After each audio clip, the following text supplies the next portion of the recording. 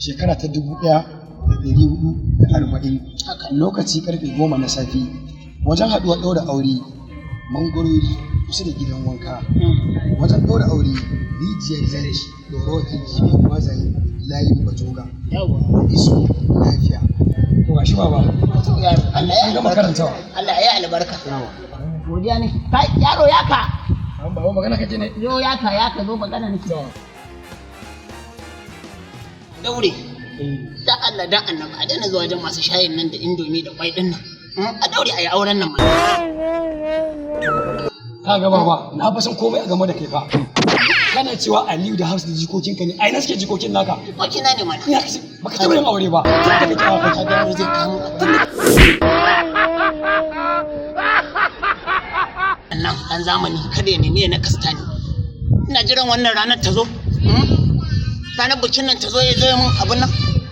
magi da abin nan ranar da nake so zo ci kenan ka gani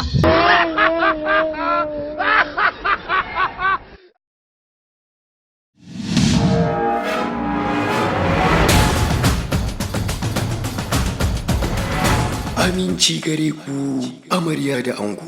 Hausawa suna cewa a yau ake yi gobe sai labari. Idan aka ce so ko ƙauna wasu halittu ne da Allah yake sanya su a cikin zukatan bayinsa. Wasu sun ce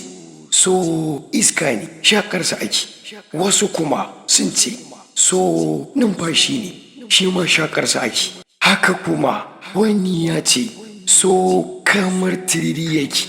Haka zalika wata ta ce so kamar feshi yake da kuma yadda sakar gizo-gizo take samar da yana a wuri sai kuma gashi wasu zafafan masoya za su yi aure wato Aliyu da Hafsat wanda aka fi sani da Abba AA Fashion AH masoyan kyawawa ne 'yan asali ne 'yan babban gida ne kuma masu riko da addinin Islama ne don haka Abba da Hafsat ango da amarya ku riki wannan azaman ku na aure haƙuri tausayi juriya gaskiya da amana sai kin haƙuri da zaman ki da su sannan halayen fiyayyen halitta zama samu cikakken kwanciyar hankali Allah ya sanya alkai da albarka a cikin wannan aure wannan sadaukarwa ga ango da amarya Aliyu da Hafsat Abba AA Fashion AH sako daga Tasibi Engineer Comedian domin ƙarin bayani ku kira wannan lambar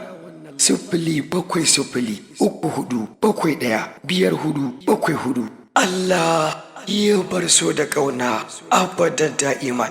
amin summa amin aikin aure zan baki don amana na karbe ki na raba ki da bin iyayenki in na bar ki zan ɗauka